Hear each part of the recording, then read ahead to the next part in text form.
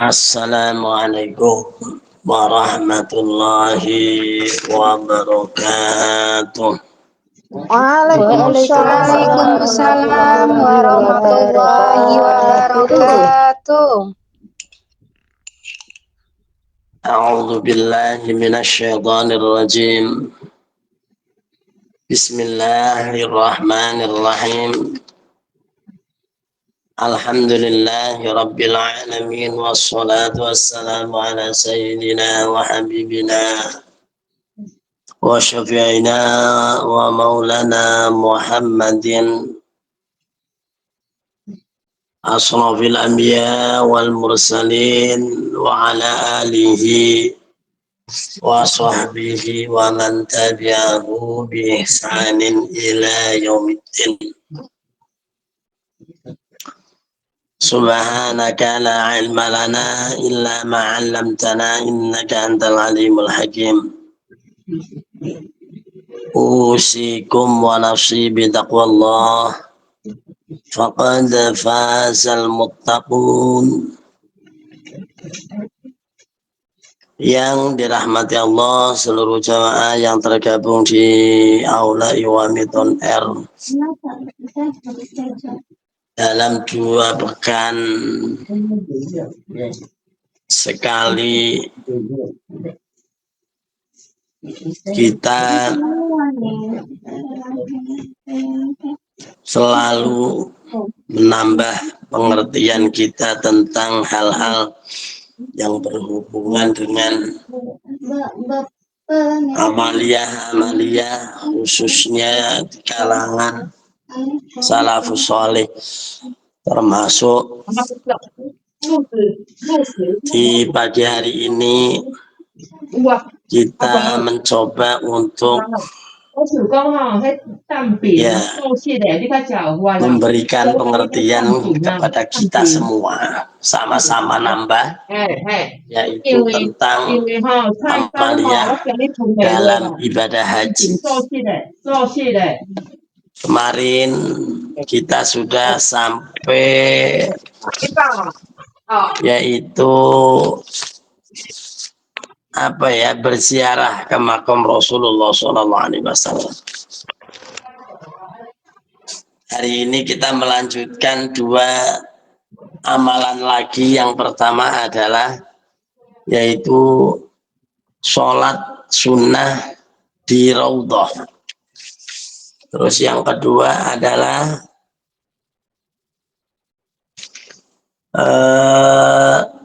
sholat arba'in di Masjid Nabawi. Kita mulai dengan apa itu Raudhah.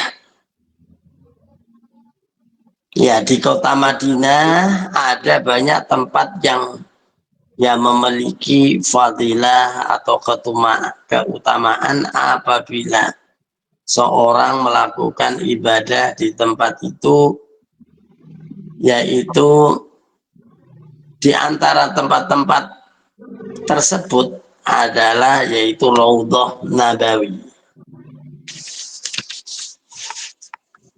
Ya, karena itu tidak mengherankan jika ribuan bahkan jutaan orang berusaha untuk melakukan ibadah di sana. Nah, sebenarnya apakah Raudhah itu? Keistimewaan apa yang ada dimiliki sehingga orang berbondong-bondong untuk mendatangi dan beribadah di tempat itu? Jawabnya adalah ya, secara bahasa Raudhah itu adalah yaitu nama atau kebun, ya, berarti itu kebun atau taman. Sedangkan yang dimaksud dengan Raudhah di sini adalah satu tempat yang berada di antara mimbar dan makam Rasulullah SAW. Tempat ini selalu digunakan yaitu oleh Nabi Muhammad SAW untuk melakukan sholat ya sampai akhir hayatnya.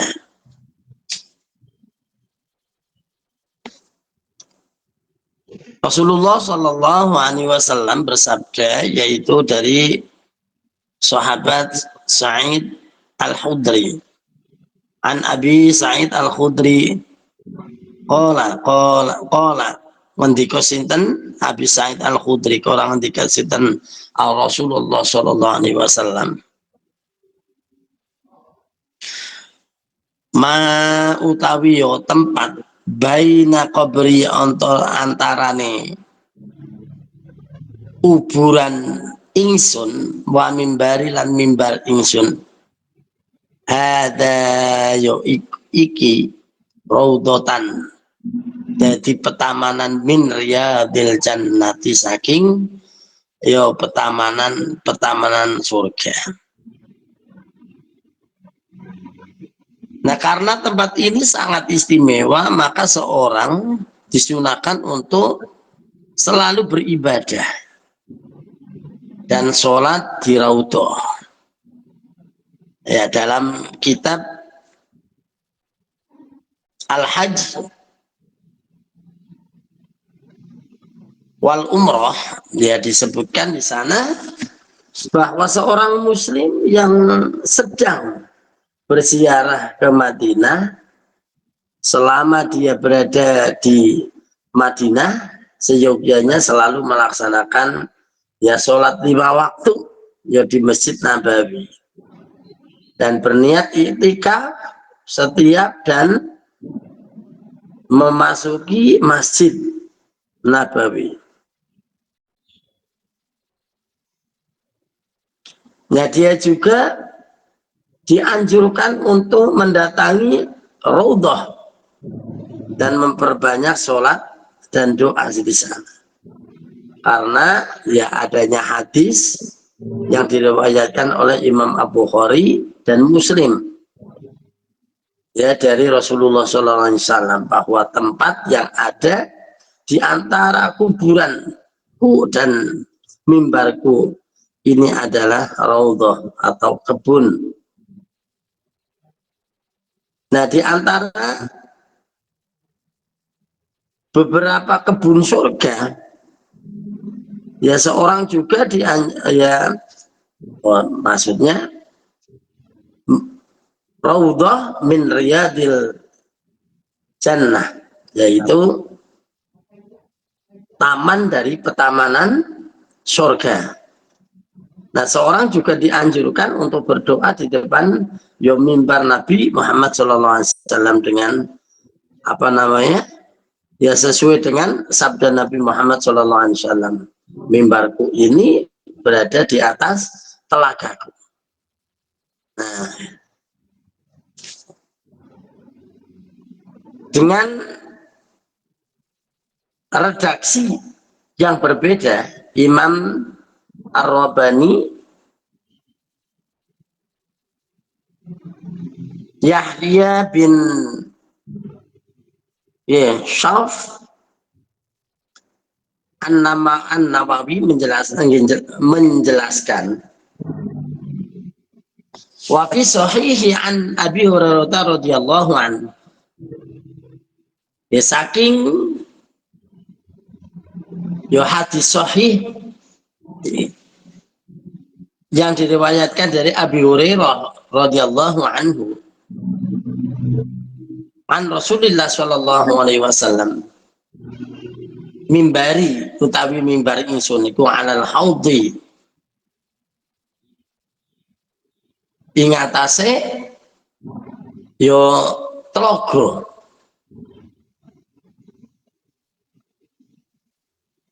Ya qala al-imamul Khatta'i ma'nahu man lazimal ibadata indal mimbari yusqa min haudi yaumal qiyamah. Yaitu yang dimaksud adalah maknahu tapi maknane hadis iku man sapa baine wong lazima kang terus ibadah ibadah inda mimbari ing atase mimbar ingsun yusko yusko moko bakal den umbeni sapa wong min haudi saking telaga ingsun yaumal kiamati besok ana dina kiamat. Jadi udah jelas. Nah selanjutnya adalah yaitu sholat arba'in. Ya sebagian jamaah haji ada yang menggunakan kesempatan berziarah ke Madinah untuk melakukan sholat selama 40 kali atau 40 waktu secara berurutan di Masjid Nabawi. Amaliyah ini lebih kita kenal dengan istilah sholat arba'in. Bagaimanakah sholat arba'in itu? Adakah tuntunannya dari Nabi Muhammad SAW? Untuk menjawab pertanyaan ini, ada baiknya kalau kita melihat hadis Rasulullah SAW yang menjelaskan keutamaan 3 masjid yang mempunyai sejarah besar ya di dalam Islam, yakni Masjidil Haram, Masjid Nabawi, serta Masjidil Aqsa. Rasulullah SAW bersabda an Abi Hurairah, man Abi Hurairah radhiyallahu anhu anin Nabi sallallahu alaihi wasallam. An Abi Hurairah saking sahabat Abi Hurairah radhiyallahu an, radhiyallahu ridhani sallallahu Gusti Allah anhu saking Abu Hurairah. An Nabi saking Kanjeng Nabi sallallahu alaihi wasallam. Ola ngendika sinten Kanjeng Nabi? La tusaddu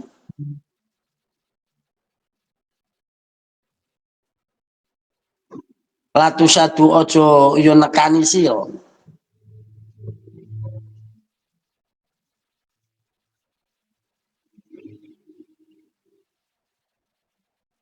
Ya la tusaddu rohana illa ila thalathati masajid.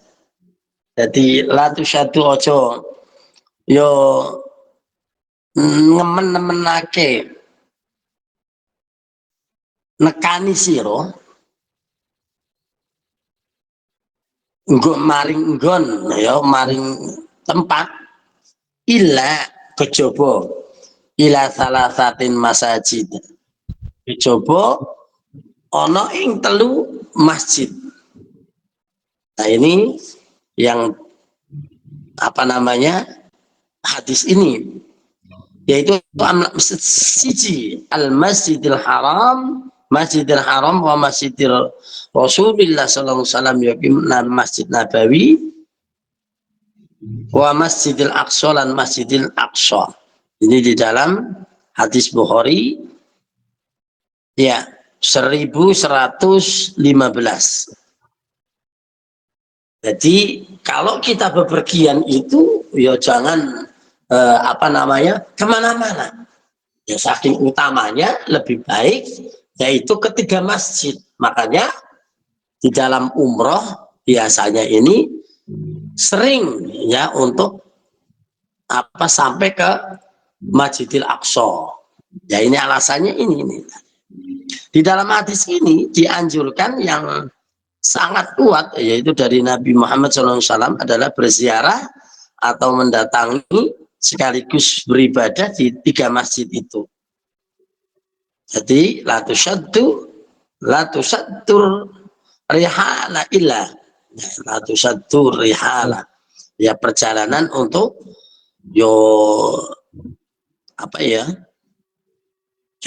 yang dimaksud itu ya refreshing atau mungkin dan sebagainya, itu ya jangan kemana-mana kecuali ke 3 masjid itu. Nah karena tempat-tempat tersebut mempunyai keistimewaan yang tidak dimiliki di tempat lain di dunia ini.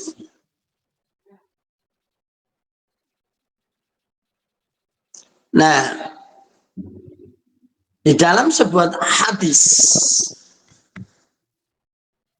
ya diriwayatkan yang diriwayatkan oleh ya Jabir, yaitu sahabat Jabir. An Jabirin, saking sahabat Jabir radhiyallahu anhu, anna Rasulullah sallallahu alaihi wasallam qol, orang ngendika sinten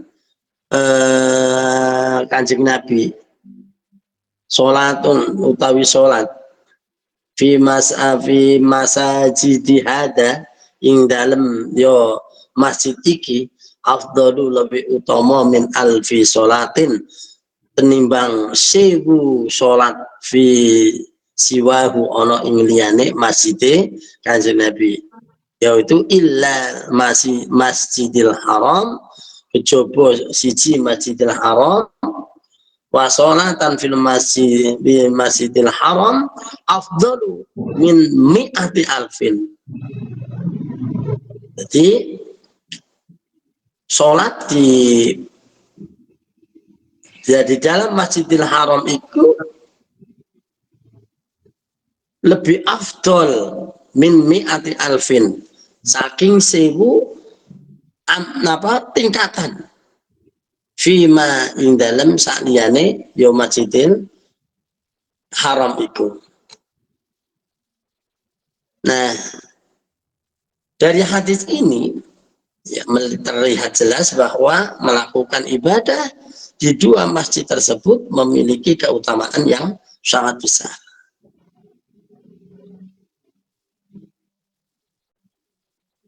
Karena ya para ulama ya sangat menganjurkan orang yang sedang melakukan ibadah haji yaitu bisa sebisa mungkin ya untuk memperbanyak melaksanakan ibadah di masjid tersebut.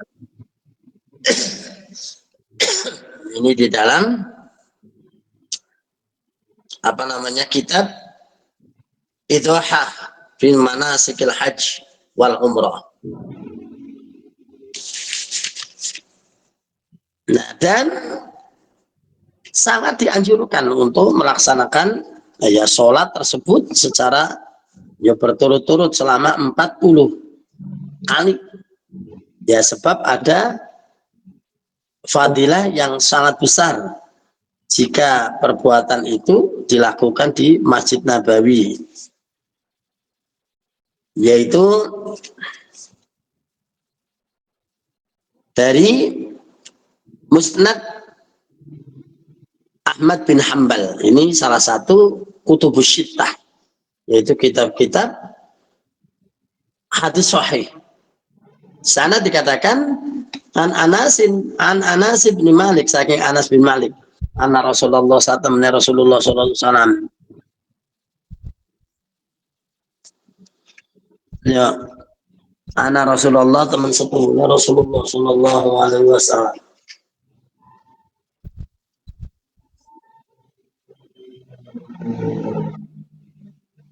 di migi sampai mana enggak, ini duduk anunya HP-nya lah sambil dicas, agak sedikit teror. Oke. Kala ngendika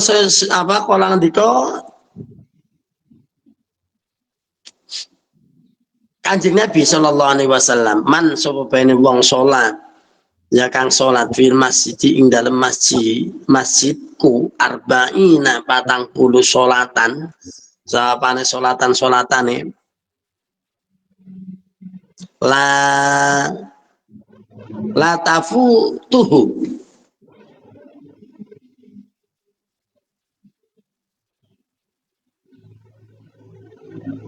ya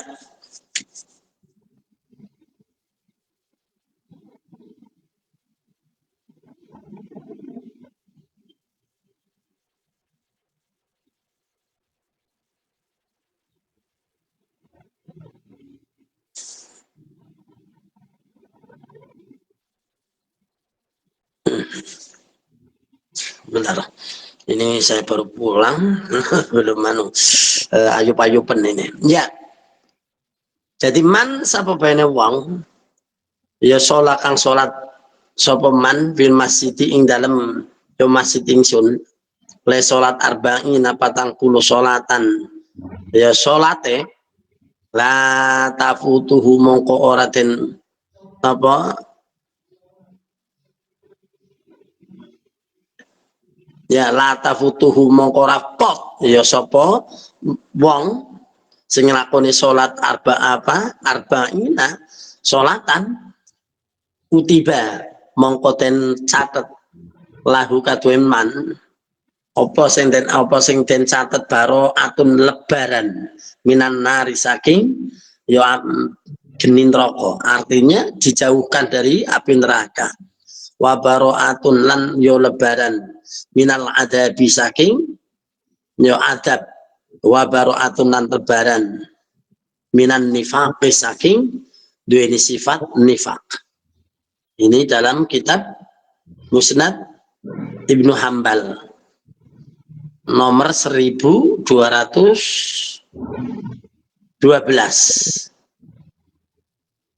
Nah, dari uraian di atas dapat disimpulkan bahwa pelaksanaan sholat arba'in oleh jamaah haji atau ya lainnya ketika di Madinah memang dianjurkan ya di dalam syariat Islam. Jadi itu. Nah, oke, mungkin itu pembahasan kita ya di dalam beberapa amalan dalam manasik haji. Mudah-mudahan kita dimudahkan untuk bisa ke sana. Ya bagi yang sudah ya mungkin ya bisa kembali ya ditakdirkan untuk bisa sholat arba'in lagi di sana. Nah, ini mungkin kita lanjutkan yaitu dengan si malakama. Si silakan inspirasikan masalah Anda langsung aja kami akan membantu Anda. Ayo silakan untuk tugas memoderatori acara si malakama. Ayo, harus ada yang bertanya.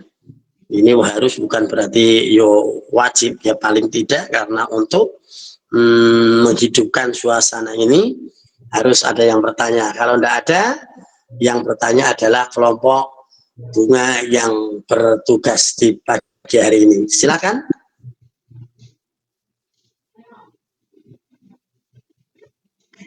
Halo.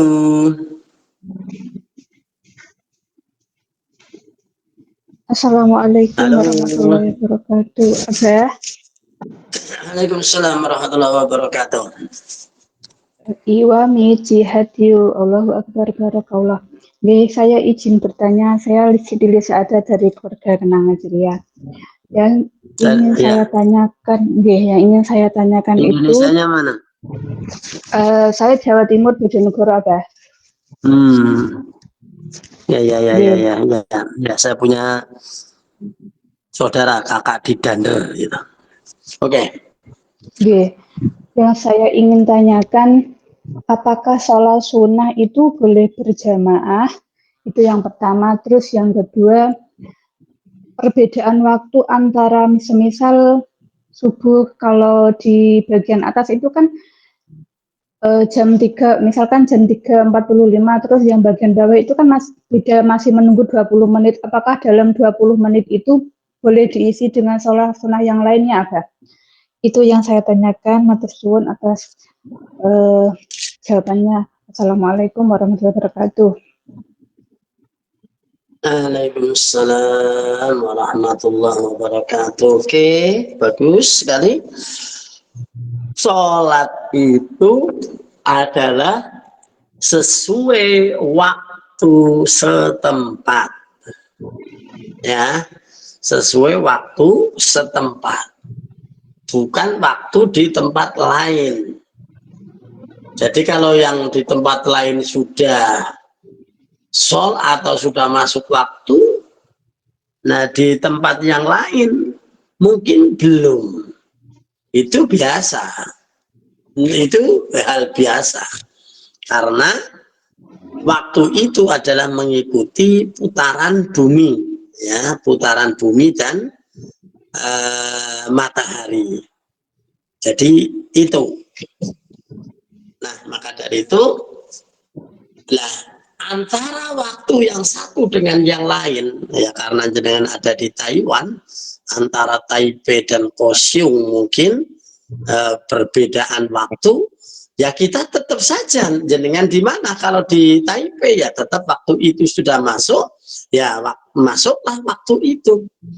Nah, kalau di Kaohsiung mungkin masih 20 menit lagi atau apa, kita nggak tahu apa sampai sebegitunya. Ya, padahal kayaknya sih Kaohsiung itu lebih dulu apa ya, karena itu apa, peta di dalam peta itu Kaohsiung itu adalah lebih ya ke selatan agak ke timur, bener nggak itu? Jadi miring, agak miring, bukan lurus banget apa gimana ini? Apa mungkin kebalikannya? Thailand itu lebih dulu kok daripada Taipei, biasanya maghrib. Ya, kalau lebih dulu, berarti agak miring ke timur sedikit, itu Tainan atau Kaohsiung.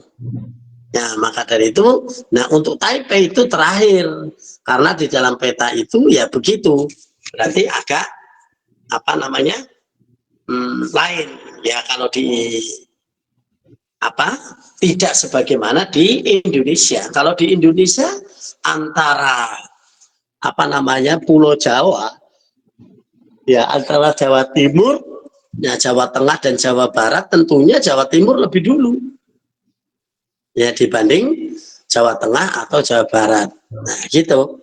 Nah tapi secara keseluruhan ya secara keseluruhan untuk apa namanya ya waktu berpuasa, kalau waktu berpuasa itu ya di hari itu. Nah untuk sholat ya di jam itu sudah ada. Jadi dari sama-sama Jawa Timur, antara di apa mungkin Banyuwangi sama di Surabaya ya tetap masih cepat di Banyuwangi. Nah untuk di Taiwan itu karena agak miring sedikit, berarti Kaohsiung itu ada di sebelah timur, ya ada di sebelah timur Taipei, ya karena mujure kan ngalor agak ngulon gitu. Nah oke, begitu. Nah untuk waktu kok antara mungkin ya antara apa itu, antara waktu masuknya apa waktu di Kaohsiung dan Taipei itu berbeda, ya jelas boleh silakan untuk melakukan sholat ya apapun itu, ya sholat sunnah ya boleh dinamakan apa namanya sholat sunnah subuh, atau mungkin apa namanya yang dinamakan dengan sholat sunnah apa itu kalau sebelum subuh itu ya, ya sholat sunnah ya sholat sunnah subuh itu benar. Nah itu, nah untuk habis sholat subuh baru tidak boleh melakukan sholat sunnah apa ba'diyah ya gitu. Tapi kalau untuk qodho boleh. Nah itu ya, ada yang berpendapat lain kalau untuk sholat yang lain seperti mungkin sholat tahiyatul masjid dan sebagainya, ya ada yang membolehkan. Tapi waktu haram itu berlaku adalah untuk sholat-sholat sunnah, bukan untuk sholat-sholat wajib, apalagi sholat wajib yang diqodho atau mungkin sholat wajib yang kebablasan, ya kebablasan waktunya. Jadi sholat subuh yang harusnya itu ya jam berapa di situ, dan selesainya itu syuruknya atau keluar mataharinya segitu, kok pas keluar matahari ya sudah jelas keluar waktu subuh baru bangun, maka selama itu dia itu belum sholat subuh tidak ada waktu yang dianggap haram. Karena apa? Ya karena man nasiya sholatan falyusolli idza dzakaraha. Barang siapa yang kelupaan, ya tidak sholat, maka dia harus melakukan pada saat dia itu ingat. Ya pokoknya yang penting,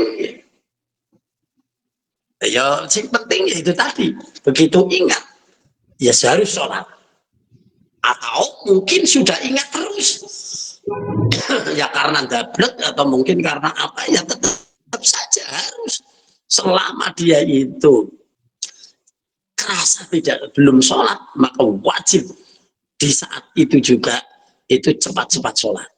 Itu nggak boleh menunda-nunda, walaupun waktu pas terbit matahari yang diharamkan. Oke, silakan untuk sholat sunnah apa saja boleh sebelum masuk subuh, sholat subuh. Oke, yang lain?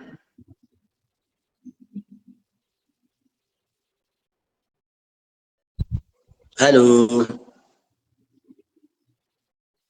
Halo. Assalamualaikum warahmatullahi wabarakatuh. Waalaikumsalam warahmatullahi wabarakatuh. Kayak Halo. saya ini ya terus Allahu Akbar barakallah. Apakah cerita dari Banyuwangi apa? Yang bertanya ya.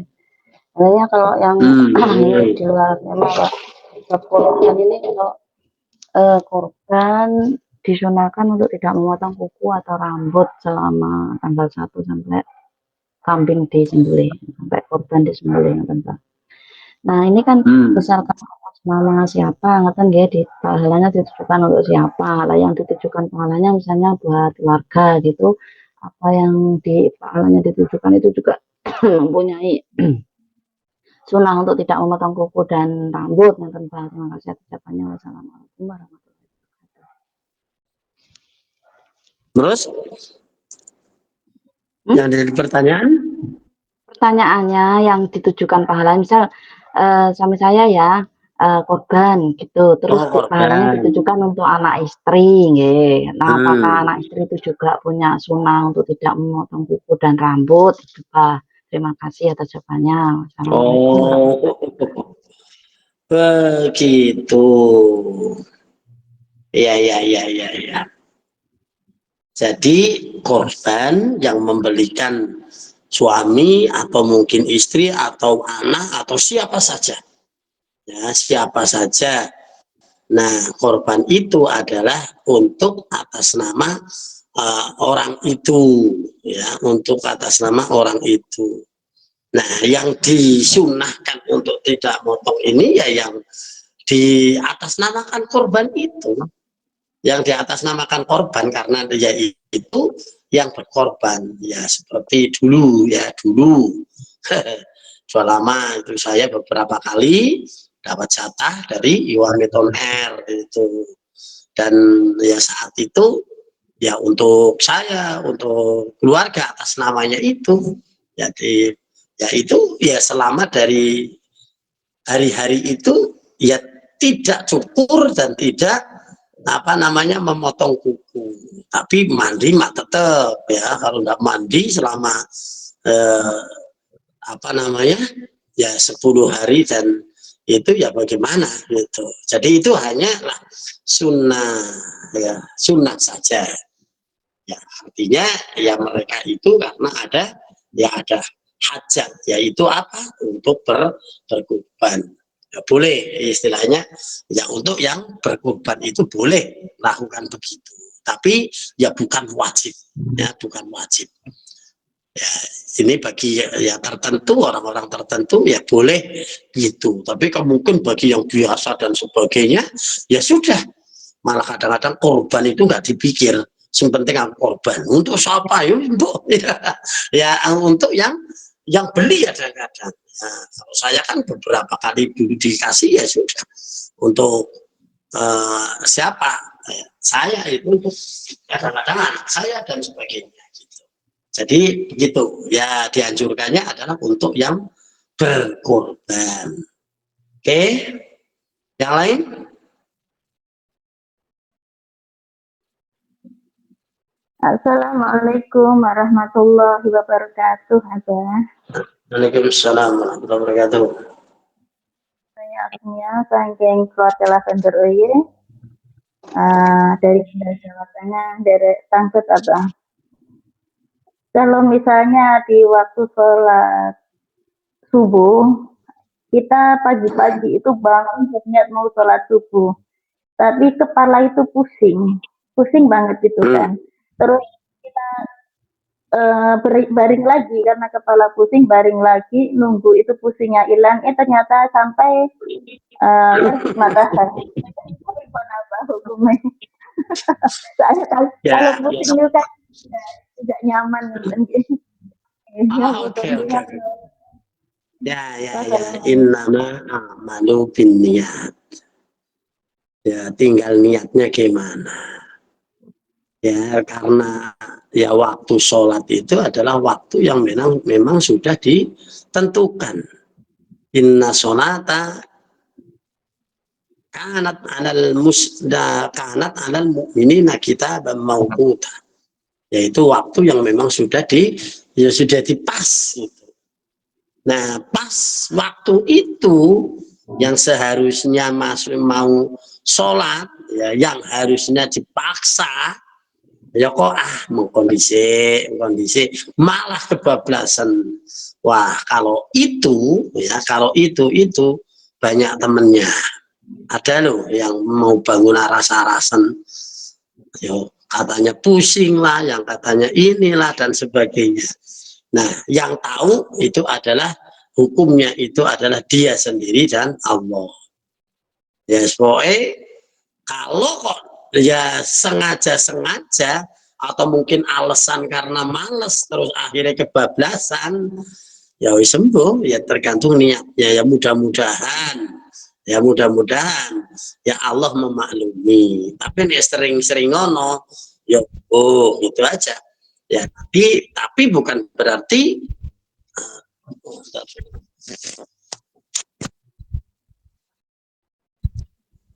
tar.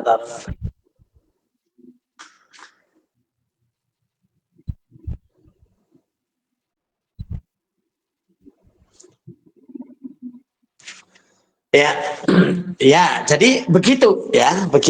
Sebaiknya sih ya jangan diturutkan lah, karena pusing yang biasa itu jelas itu bukan dari yang lain-lain, yaitu dari lawan kita, yaitu siapa? Musuh kita siapa itu? Halo? Setan. Nah, iya. Jadi dengan keras atau tidak itu pasti itu didatangi musuh itu. Inna syaitona ya kana alal sesungguhnya setan itu adalah bagi manusia atau bagimu itu adalah aduwwum mubin, ya musuh yang nyata. Wis digawe pinter, wis digawe pusing, digawe aras-arasan dan dininak bobok dan sebagainya, itu pasti itu. Makanya ya wis mudah-mudahan sih benar. Tapi kalau memang benar-benar dalam keadaan kok yo sakit gimana? Ya sama. Yang namanya dalam keadaan sakit, ya tetap saja waktu sholat harus melakukannya. Walaupun melakukannya itu menurut kemampuannya. Jadi karena pusing, maksa sholat. Tapi karena tidak bisa berdiri, sambil duduk, jelas boleh. Nah itu yang boleh malah. Jadi pusing, karena sakit, maka sholatnya dipakai duduk gitu boleh, atau mungkin tidak bisa duduk pakai tidur terlentang atau menghadap ablat miring, ya. Jadi kayak di bubuknya kan orang meninggal, kepalanya di sebelah utara, miring ngulon sedakep. Nah itu kayak mayit itu begitu. Nah, itu atau mungkin tidak bisa miring, ya terlentang. Kok nggak bisa terlentang, ya sudah pakai apa yang kira-kira bisa. Isyarat boleh, isyarat pakai mata, pakai tangan, atau pakai jeriji, udik-udik dan sebagainya kalau masih. Nah sudah nggak bisa, apa pakai isyarat, yo ya sudah, nggak sholat, nggak apa-apa, tapi disolatin alias alias Innalillahi. nah alias innalillahi, ya sudah, Innalillahi. ayo dipaksa sekali ya apa-apa lah, sudah kadung lewat, istighfar lah ya. Tapi selain kali itu, walaupun pusing kayak apapun, tetap bangun wudhu atau tayamum, langsung sholat dalam keadaan semampunya. Ya udah paksa, jangan di apa namanya ya, jangan di biarin masih pusing, tidur nanti terbahan dulu deh, nggak taunya les langsung. Nah itu siapa dia itu yang menina bobo kok jadi enak banget tidur, pasti ini ada sesuatunya. Siapa itu? Setan. Setan. Ya mungkin itu ya. Ayo ya, sekali boleh ya, kalau terus jangan ya. Ya harus dipaksa sebelum kita dipaksa. Hidup itu terpaksa. Jadi begitulah. Yang lain masih ada waktu sebelum baca. Ya, Assalamualaikum warahmatullahi wabarakatuh. Waalaikumsalam warahmatullahi wabarakatuh.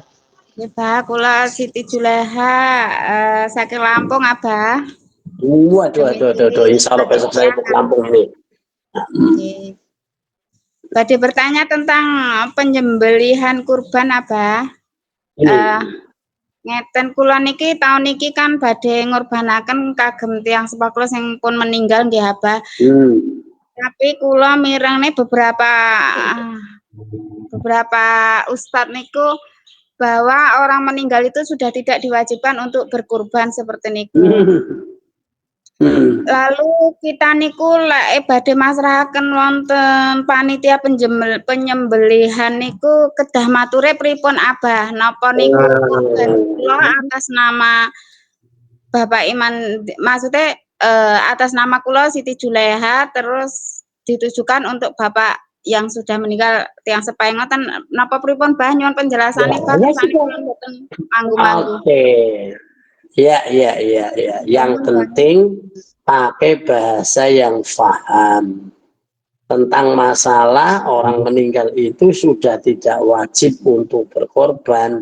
Mau sama orang hidup saja juga tidak wajib untuk berkorban. Bagi yang tidak mampu ya tidak, itu kan sunnah muakkadah. Nah itu kan, jadi tidak wajib memang. Kurban itu tidak wajib bagi yang nggak mampu, ya sudah. Bagi yang mampu baru dianjurkan untuk melakukan kurban. Kok nggak mau, ya sudah, tidak apa-apa, nggak dosa, ndak dosa. Artinya apa? Dilalah pelit yo nih, karena pelitnya itu yang nanti akan dipertimbangkan oleh yo malaikat itu. Yo wong kok ora gelem nglakoni pas sunnah muakkadah piye karepe, nanti di urus-urusannya itu nanti hitung-hitungannya. Nah jadi selama dia orang itu mampu, ya setiap tahun disunahkan untuk korban, setiap tahun disunahkan untuk korban. Jadi bukan untuk sekali, enggak, setiap tahun. Kalau memang mampu untuk menyisihkan uang, untuk siapa saja silakan. Untuk orang yang sudah meninggal, bapak, ibu, ya suami atau mungkin istri atau mungkin siapa, baik atau mungkin siapa, boleh. Ya untuk orang juga boleh. Ya, jadi umpama Pak titip apa senengane ya kurban ya untuk siapa itu boleh, baik yang itu masih hidup atau mungkin yang sudah meninggal boleh. Jadi jenengan sedekah Umpama itu sodakoh kepada orang lain, Pak, kalau titip korban ya untuk si dititipkan di siapa kayak gitu. Ya sudah, berarti ya sah, ya boleh, dan itu nilainya bagi yang tidak diatasnamakannya itu nilainya dia bersedekah kepada orang lain itu, karena sudah sangat seringnya atau mungkin kepengen memberikan kurban untuk atas nama siapa, boleh saja. Oke. Nah, cara ngomongnya ya sudah. Cara penyampaian panitia penyembelihan itu kita pasti ya sudah gampang, tadi sudah benar. Pak panitia, saya berkorban untuk siapa, sudah, itu boleh. Jadi mau disebutin ini korbannya saya, pahalanya untuk si siapa, itu juga boleh. Jadi ini saya yang berkorban, pahalanya untuk apa? Tidak masalah. Jadi dengan apa? Mengatakan dengan ini korban untuk itu juga sama. Wes, orang perlu dikatakan ini korban saya untuk siapa, ndak usah. Wes, yang penting ini korban untuk yang dituju. Masalah jenengan itu atas nama dia, atas nama yang sudah meninggal, tetap jenengan itu dicatat sebagai orang yang sedekah kepada orang itu untuk mendapatkan korban. Itu ngurut-urutannya malah pinter ya, daripada untuk sendiri terus. Nah, sendiri terus ya sudah, atas namakan siapa dan sebagainya, dia juga dapat pahala, jenengan juga dapat pahala, kayak gitu. Urut-urutannya orang bakal ngurangin itu. Jadi bolehlah, silakan ngomong apa saja atas nama siapa, itu saja, atas nama siapa. Kalau masih hidup ya atas nama siapa yang masih hidup, itu saja. Gitu. Ya, oke. Mungkin itu masih 10 menit kurang. Assalamualaikum warahmatullahi wabarakatuh.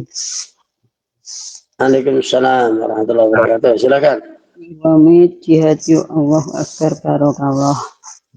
Bapak, saya mau bertanya, ini sama-sama sunnah gitu, untuk sahur, makan sahur untuk melaksanakan puasa sunnah tarwiyah, umpamanya contohnya Pak. Terus dengan sholat tahajud berhubungan dengan waktu jam 3 di Taiwan sekarang, waktu subuhnya itu jam 3.30. Terus itu yang paling penting niku diutamakan makan sahur apa sholat tahajudnya, Pak? Terima kasih atas jawabannya. Wassalamualaikum warahmatullahi wabarakatuh. Waalaikumsalam warahmatullahi wabarakatuh. Ya. Waktunya ngepres antara sahur dan tahajud. Itu kan, itu mana yang diutamakan? Ya, yang tahu siapa kira-kira? Yang tahu ya diri sendiri. Ya, diri sendiri. Seumpama kau benar-benar lapar, ya berarti utamakan sahur. Tapi kok udah rasanya kenyang banget, ya udah minum segelas langsung tahajud. Itu kan? Begitu. Nah, tapi kalau untuk begitu makan sahur kok tahajudnya kehilangan tahajud, gimana itu? Ya, wong sunnah. Sunnah itu adalah ya dilakukan dapat pahala, ditinggalkan tidak berdosa. Ya enggak apa-apa, kan masih ada sholat nanti qobliyah subuh, itu sholat sunnah fajar ya masih ada. Nah, kalau dalam hukum malah enggak boleh yang namanya sholat sunnah itu dianggap itu kayak wajib, enggak boleh. Jadi karena waktunya mungkin apa ya namanya, ya waktunya kepengen sholat apa namanya tahajud terus gitu kan, tahajud terus pokoknya orang sholat tahajud rasanya itu gimana gitu. Kalau dalam hati kita itu malah mengatakan bahwa ini adalah wajib, itu malah dosa. Ya, mengatakan bahwa sunnah itu jadi wajib itu apa dalilnya? Nggak ada. Jadi ya kalau saya itu sangat cocok sekali dengan apa namanya ya pengendikannya Gus Baha. Ya wis jenenge salat yo wis to. Jadi umpama ora iso tahajud waktu nek karengen apa kawanan dan sebagainya kok wis masuk subuh ya subuh saja. Jangan getun itu, waduh aku ora iso tahajud, mengko piye malah itu dosa. Ya, justru Allah itu menjadikan kita lupa, menjadikan kita mepet itu ya karena itu adalah bukan wajib. Jadi tidak boleh kita menyamakan sholat sunnah jadi sholat wajib. Pasti sholat wajib itu meri, cemburu, semua aku sing kudu disolat, ya kudu sholat wajib, lo malah disaingi sholat sunnah, seolah-olah jadi wajib. Jengkel itu jengkel itu sholat wajibnya nanti itu, jadi tidak boleh. Maka sholat apapun yang sunnah tidak boleh melebihi dari yang wajib. Makanya sholat ya sunnah itu kalau bisa berdiri boleh sambil duduk, walaupun itu sholat sunnah, walaupun bisa berdiri. Nah tapi kalau sholat wajib kok bisa berdiri, tidak boleh sambil duduk. Itu karena apa? Untuk membedakan antara sholat wajib dan sholat sunnah. Maka sholat sunnah itu ada dilemahkan sedikit, boleh dilakukan dengan tahapan yang tidak sama dengan sholat wajib. Kalau sholat wajib boleh sambil duduk asal tidak bisa berdiri. Tapi kalau sholat sunnah walaupun bisa berdiri boleh jenengan melakukan sambil duduk. Itu jadi tidak boleh harus disamakan antara sholat wajib. Oh enggak, sholat ya sholat sunnah itu ya harus berdiri. Nah itu yang salah. Yang harus berdiri itu jika tidak kenapa-apa ya sholat wajib. Tapi kalau tidak bisa harus sambil duduk. Terus urutannya begitu. Kalau sunat sholatnya wajibnya kok dia bisanya pak sambil duduk dan kepengen sholat sunnah, maka boleh jenengan itu sholat sunnahnya sambil berbaring. Ya karena tidak boleh lurus, tapi nggak boleh langsung terjun ke paling dasar. Pak, berarti saya boleh ya sholat sunnah itu langsung utik-utik tok. Sholat sunnah berbaring nyengker kalau utik-utik. Nah itu nggak boleh. Anda masih bisa duduk gitu. Jadi kalau masih bisa duduk ya sudah. Sholat wajibnya itu berdiri, nah sholat sunnahnya duduk. Tapi kalau sunnah wajibnya nggak bisa sambil berdiri, berarti sambil duduk, berarti sholat sunnahnya boleh sambil berbaring. Itu urutannya nggak boleh menyaingi, tapi nggak boleh drop langsung bisa berdiri kok. Aku pengen sholat sunnah ning utik-utik tok, atau mungkin sambil berbaring ya nggak boleh. Harus ya boleh hanya sambil duduk saja. Nah, gitu. Tahapannya ada, harus beda antara wajib dan sunnah. Atau mungkin disamakan, tapi jangan sampai menganggap bahwa itu adalah sholat wajib, ya boleh. Oke, sama ya. Kalau sholat wajib itu boleh diturunkan menjadi sholat sunnah. Tapi nih sholat wajib, sholat sunnah tidak boleh dijadikan sholat wajib. Contoh, saya sholat tahajud. Waduh, kakawanan dilala. Begitu dikira belum masuk subuh, Sudah subuh. Tadi saya niat tahajud. Wah, adalah sekalian 2 rakaat tadi untuk sholat subuh, tidak boleh. Nah, gitu tidak boleh.